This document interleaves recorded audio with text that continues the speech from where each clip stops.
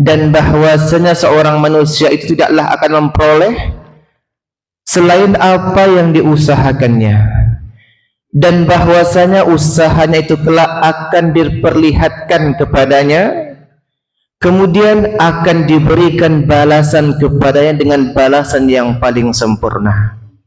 Bapak Ibu rahimakumullah, ada beberapa riwayat yang menyatakan tentang sebab-sebab Allah turunkan ayat ini. Yang pertama dia mengatakan, dahulu ketika Nabi Muhammad sedang sholat, lalu beliau melihat ada orang-orang kafir yang jalan dengan angkuh. Beliau lagi sholat, siap sholat, beliau memperhatikan ada orang-orang kafir itu yang jalannya angkuh, seolah-olah dia punya kuasa, seolah-olah hawa nafsunya sesuai dengan keinginannya. Dia nggak ingat lagi dengan siapa yang menciptakan dia. Lalu dengan apa yang nampak oleh Rasulullah tadi, Allah menurunkan ayat ini dan mengatakan setiap apa yang diusahakannya itu, itulah hasil nanti yang akan dia dapatkan. Ada riwayat lain juga mengatakan bahwasanya ayat ini berhubungan turunnya berhubungan dengan Al-Walid bin Mughirah, yang mana ketika itu datanglah orang-orang kafir datang menemuinya. Wahai Walid, tinggalkanlah agama Muhammad, jangan ikut-ikut agama Muhammad. Nanti biar apa yang kau butuhkan, kebutuhan kami jaga semuanya, kami berikan semuanya. Bahkan dosa-dosa engkau kami tanggung semuanya. Ada yang seperti itu. Kadang ada yang seperti Bapak Ibu, ketika temannya berbuat baik, temannya mengatakan dengan nada yang buruk, ndak usah ikut mau itu, ikut aja kami. Dosa urusan nomor sekian. Ada yang seperti ini, mengajak kepada keburukan. Kemudian para ulama menafsirkan ayat ini bermakna mujmal, secara umum, bahwasanya setiap apa yang diusahakan manusia itulah hasil yang akan ia peroleh. Sama sebagaimana pada pagi hari ini, apa yang sekarang ada pada diri kita, di keluarga kita, di rumah kita, itu adalah hasil selama ini kita berusaha. Apa yang nampak oleh kita pada hari ini, di rumah kita, bahkan badan kita, bahkan orang-orang yang datang subuh berjamaah pada pagi hari ini, kenapa kita gampang untuk datang ke masjid? Kenapa kita senang untuk datang ke masjid? Kenapa di waktu pagi-pagi buta kita terbangun? Karena sebelum-sebelumnya kita membiasakan, dan inilah hasilnya.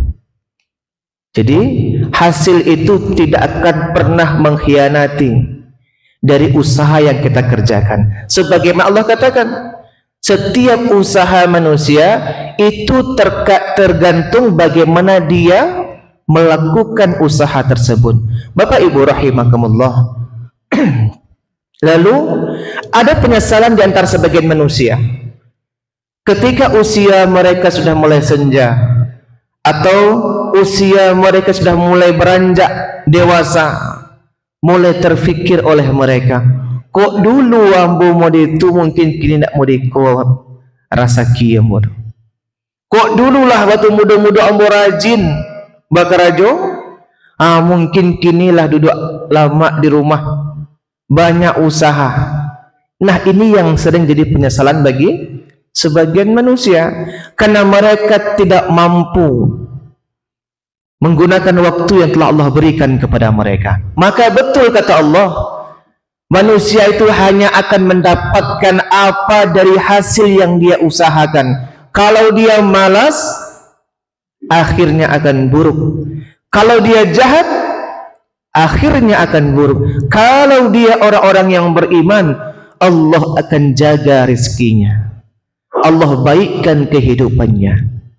Bapak Ibu rahimakumullah, yang terjadi adalah pada saat ini banyak di antara kita yang sibuk mengais rezeki, sibuk bekerja siang dan malam, tetapi sebagian manusia tadi melupakan siapakah yang telah memberikan rezeki kepadanya.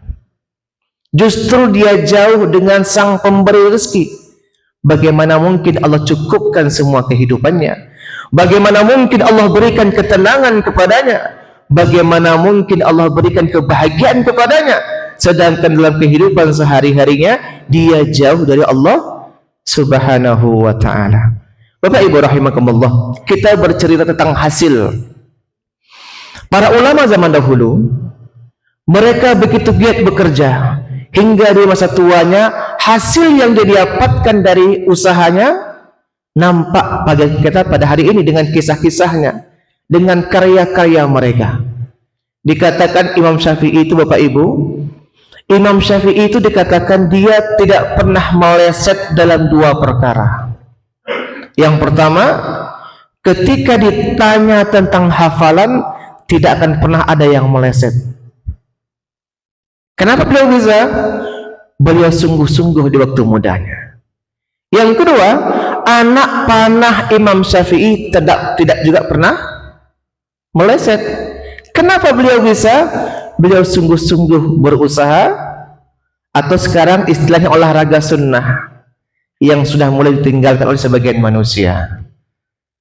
Berusaha untuk menyegarkan tubuhnya, menyehatkan tubuh dengan cara memanah, tidak pernah meleset. Kenapa beliau bisa? Hasil dari yang diusahakannya. Begitupun orang-orang hebat yang kita kenal pada hari ini. Kan tadi mungkin usaha menceritakan tentang orang-orang yang luar biasa di waktu mudanya. Abdullah bin Abbas atau Ibnu Abbas, hanya dalam usia 15 tahun atau 16 tahun beliau telah menjadi orang yang faqih dalam agama. Masih kalau sekarang mungkin kelas 2 SMP, 2 SMP. Sudah menjadi orang yang faqih, ahli dalam bidang agama. Bahkan Umar bin Khattab sering bertanya kepada beliau. Usia sangat muda sekali. Sekarang timbul pertanyaan, adakah anak-anak kita usia 15 tahun yang faqih dalam urusan agama? Kenapa beliau bisa? Karena beliau sungguh-sungguh dalam mencari ilmu tadi. Dikisahkan beliau pernah mendengar satu riwayat hadis, lalu beliau datang ke tempat orang yang meriwayatkan hadis tadi. Sampai di rumah sahabat tersebut, ternyata sahabat tersebut sedang istirahat di rumahnya. Maka beliau menunggu di luar pintu sambil tertidur.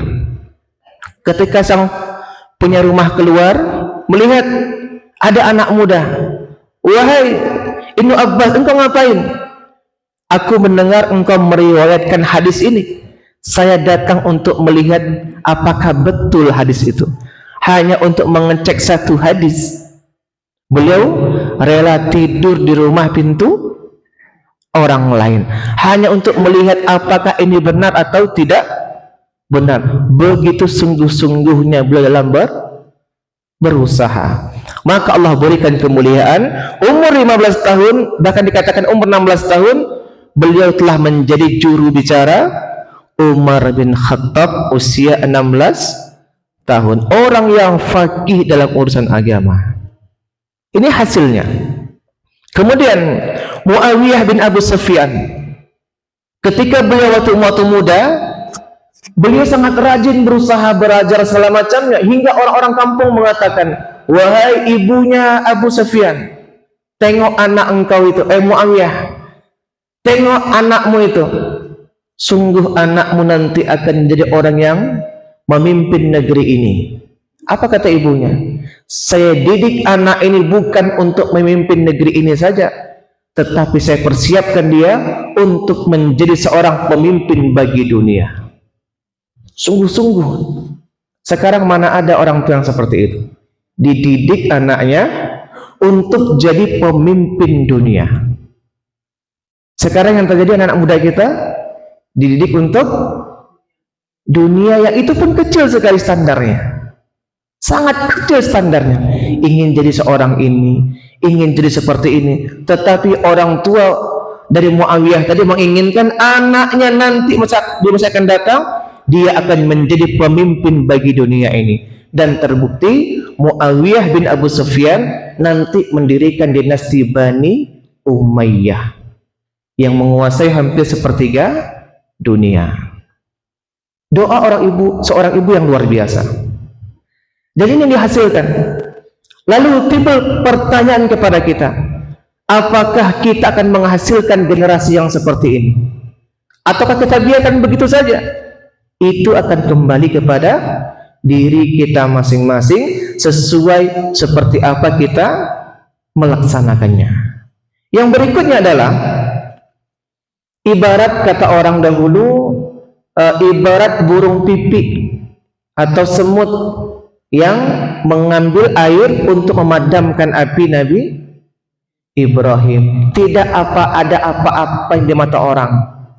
Bagaimana mungkin seekor semut memadamkan api yang begitu besar dengan membawa air dengan tangannya? Sedangkan segalih aja tidak akan mati air. Ini satu genggam tangan. Tetapi usahanya. Nah, Allah melanjutkan pada ayat berikutnya bahwasanya setiap usaha yang dilakukannya akan Allah perlihatkan nanti di yaumil qiyamah. Begitupun bagi kita pada hari ini, walaupun hasilnya nggak nampak oleh kita, dipandang remeh oleh orang-orang lain, tetapi nanti di yaumil qiyamah Allah akan nampakkan semua hasil usaha kita tadi, karena kita berbeda dengan kebanyakan orang yang terlampau mencintai dunia. Begitupun dalam masalah yang disampaikan tadi tentang saudara-saudara kita yang berada di Palestina. Apa usaha kita? Kata orang kan, indah akan buat kayu ge wak baliko dong. Enggak akan ini kita beli ini. Kan ada yang seperti itu. Dengan kita memakai produk yang sudah jelas-jelas mereka membantu Israel. Kita mengatakan akan cieknya Ustaz. Enggak akan berpengaruh. Yang sedikit ini Bapak Ibu rahimakumullah, Allah akan perlihatkan nanti. Sedangkan karena semut tadi yang berusaha mematikan, Allah muliakan namanya. Allah abadikan dalam surat dalam Al-Quran An-Naml. Allah muliakan. Sama dengan cicak. Cicak itu kalau mengambil Bapak Ibu tidak akan bisa, karena ada rongga di mulut bagian kiri dan kanan. Sama dengan buaya, cicak, kepala biawak, suruh meniup tidak akan pernah, susah. Nah, cicak itu meniup-niup api Nabi Ibrahim supaya besar apinya, tidak akan mungkin. Tapi karena usaha yang kecil tadi, yang nggak mungkin tadi, anak cucu cicak sekarang disunnahkan untuk membunuhnya. Jadi sedikit apapun, sekecil apapun yang kita usahakan, nanti Allah akan perlihatkan kepada kita bersama. Begitupun dalam perkara-perkara Palestina ataupun perkara-perkara yang lain. Bapak Ibu rahimakumullah. Kemudian setiap usaha tadi, ketika Allah perlihatkan baik yang buruk ataupun yang baik saja usaha kita, hisabnya sangat berat, apalagi yang buruk. Dahulu dikatakan sahabat Nabi Abdurrahman bin Auf, ini orang paling kaya. Beliau pulang dari perjalanan dari wilayah Syam, bertemu dengan Rasulullah. Abdurrahman ini dijamin surga oleh Allah, dijamin surga. Orang yang pertama, 10 orang yang pertama masuk Islam. Kekayaannya sangat besar, luar biasa. Lalu apa kata Rasulullah? Wahai Abdurrahman, engkau nanti akan tertahan untuk masuk surga, karena begitu banyak harta yang akan dihisap dari harta-harta. Ini harta yang halal. Bagaimana dengan harta yang haram? Yang halal saja panjang hisapnya, apalagi yang buruk dan haram. Maka mungkin boleh jadi pada hari ini kita bekerja dengan cara yang senyap, orang nggak tahu apa yang kita kerjakan. Tapi yakinlah, nanti di yaumil qiyamah Allah akan nampakkan semuanya. Oh, ternyata si fulan itu karajonya selama ini kita nggak nampak. Boleh jadi orang sekarang yang nampak oleh kita ini, Allah jaga semua aib-aib kita. Mereka bekerja dengan cara yang senyap, tiba-tiba jadi orang yang kaya raya dan segala macamnya. lalu kita tidak mengetahuinya. Di yaumil qiyamah Allah nampakkan semuanya dan kita akan melihat dan memperhatikannya. Lalu yang lain akan mengatakan, oh si fulan itu karajo assalamualaikum. Apa tiklah mau ditunya. Bapak Ibu rahimakumullah. Apapun yang kita usahakan, Allah Maha melihat. Apapun yang kita kerjakan akan Allah berikan balasan setimpal nanti di yaumil qiyamah. Maka jangan pernah jumawa kita hidup di muka bumi. Sebagaimana Rasulullah mengatakan, ketika beliau sholat, beliau melihat orang-orang yang jumawa jalan dengan bangga di luar sana tanpa memikirkan untuk apa ia diciptakan. Dan ada juga orang-orang beriman yang seperti ini. Allah ciptakan kita, dia seorang muslim, tetapi dia nggak tahu apa tujuan untuk hidup. Hidupnya hanya untuk dunia saja, untuk makan, bekerja, kesenangan, dengan anggapan oh nanti saja ketika usia sudah mulai senja, awak bertobat nanti. Ada orang yang beranggapan seperti ini, seolah-olah kita dijamin hidupnya panjang. Padahal apa kata Rasulullah? Setiap harinya malaikat maut itu datang berkunjung 70 kali dalam satu hari. 70 kali. Sejam lah 3 kali. Berarti selama di masjid lah 3 kali malaikat maut datang menemui kita. Kalaulah nampak oleh kita, mungkin semua kita menjadi orang yang paling baik agamanya, paling soleh, paling alim, paling luar biasa, karena takutnya akan kematian. Tetapi kebanyakan manusia melupakannya. Bapak Ibu rahimakumullah. Lalu Allah melanjutkan, "Tsumma yujzahul jazaa al-awfa." Kemudian Allah akan memberikan balasan yang setimpal dengan apa yang kita usahakan selama hidup di muka bumi. Allah akan berikan balasan yang setimpal. Salat subuh berjamaah, balasannya adalah lebih baik dibandingkan dunia dan seisinya. Allah berikan balasan yang setimpal. Begitu pada orang-orang yang lainnya. Tidak ada satupun kebaikan kecuali Allah berikan ganjaran. Tidak ada yang sia-sia di mata Allah Subhanahu wa taala. Tergantung bagaimana kita menghadapinya. Apakah kita mau mencari atau kita berdiam diri saja?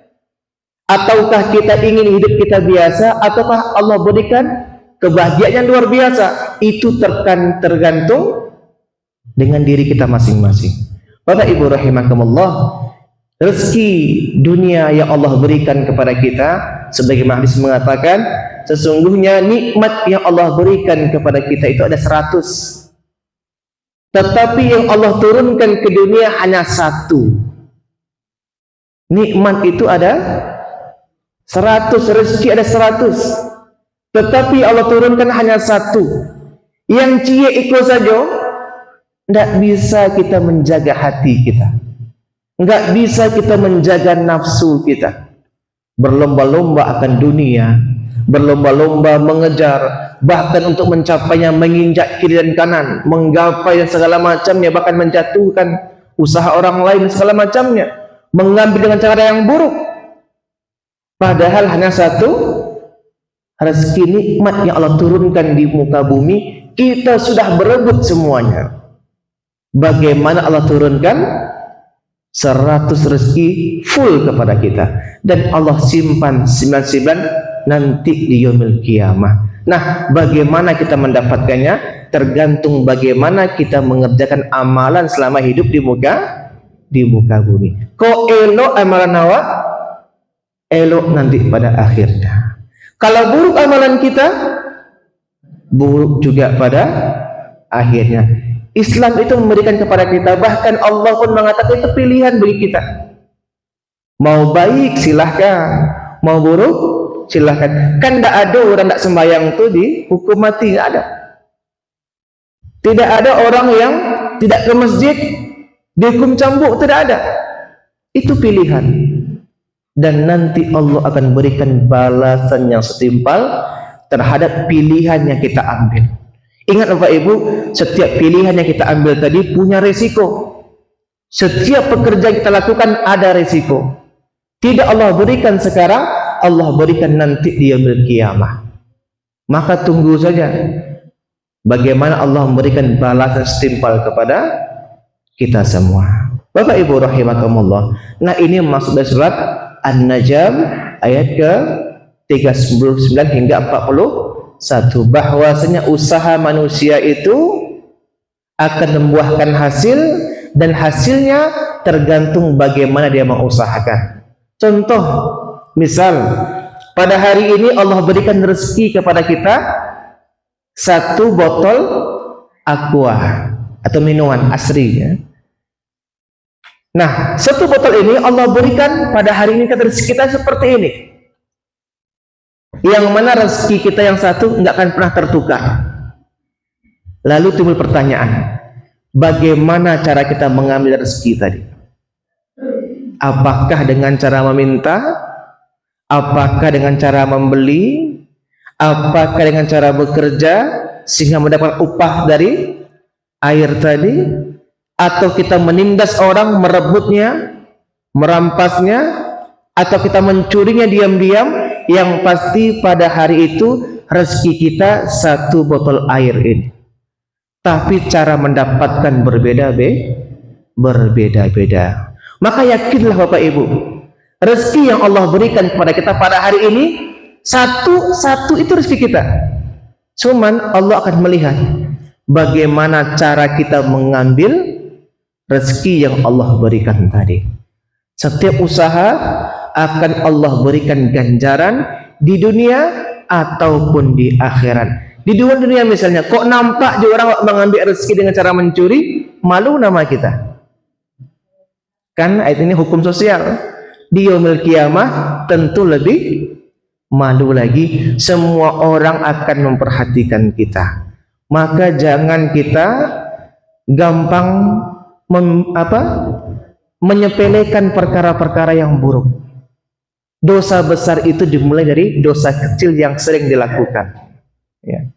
Misal berbohongnya sedikit. Berbohongnya misalnya, ini bisa anak sekolah, kenapa kamu terlambat? Itu mulai berbohong anak sekolah ini biasanya.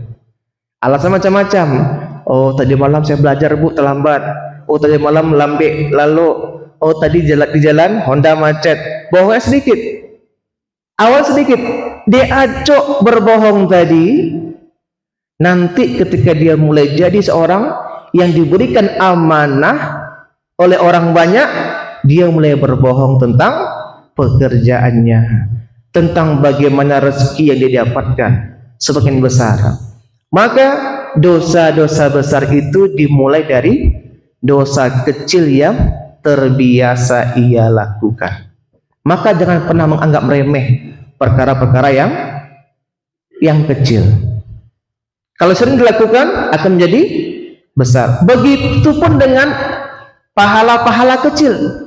Jangan pernah menganggap remeh. Sekarang mungkin kita suka membuang duri tengah jalan. Kok ada saruk dan masjid dibersihkan. Perkara kecil. Karena terbiasa, di masa akan datang akan menjadi sesuatu yang besar. Jadi ganjaran yang besar Allah berikan karena dia sering melakukan kebaikan-kebaikan walaupun kecil tapi sering. Begitu sebaliknya, orang-orang yang Allah berikan hukuman yang besar ketika dia melakukan perkara dosa-dosa kecil tapi sering. Endingnya, ujung-ujungnya besar. Nah, sekarang pilihan ada kepada diri kita masing-masing. Apakah kita ingin nanti di yaumil qiyamah dibangkitkan dalam keadaan kepala tegak berdiri, tidak ada rasa malu, bertemu dengan Rabb kita, dan orang-orang akan memandang baik kepada kita? Ataukah nanti kita dibangkitkan dengan mata tertunduk, kepala tertunduk, malu bertemu dengan Tuhan kita, dan malu disaksikan oleh seluruh umat manusia yang ada, dan itu semua kembali kepada diri kita masing-masing. Baik amalan kita, baik nanti pada akhirnya. Buruk amalan kita, buruk juga pada akhirnya. Mudah-mudahan kita yang hadir pada pagi hari ini termasuk hamba yang baik amalannya, juga baik juga nanti tempat kembalinya. Bapak Ibu rahimakumullah, sedikit tambahan, Nabi Muhammad menyampaikan kepada kita bersama, sebaik-baik manusia itu adalah orang-orang yang Allah panjangkan umur, baik juga amalannya. Dan seburuk-buruk manusia adalah orang-orang yang Allah panjangkan umur, buruk juga amalannya. Tentu kita berharap kita yang hadir pada pagi hari ini termasuk hamba yang Allah panjangkan umurnya, baik juga amalannya. Dan kita berdoa kepada Allah, mudah-mudahan Allah ampunkan semua dosa-dosa yang telah kita lalui, baik yang disengaja ataupun yang tidak kita sengaja. Dan kita berdoa mudah-mudahan yaumil qiyamah Allah kumpulkan kita pada pagi hari ini, sebagaimana kita duduk bersama-sama pada pagi hari ini, Allah kumpulkan kita di surga Allah bersama-sama pula hendaknya, sebagaimana Allah kumpulkan kita di waktu pagi hari ini. Bapak Ibu rahimakumullah, mungkin itu yang dapat saya sampaikan pada kesempatan pagi hari ini. Yang benar dari Allah Subhanahu wa taala, salah khilaf kami mohon maaf yang sebesar-besarnya. Assalamualaikum warahmatullahi wabarakatuh.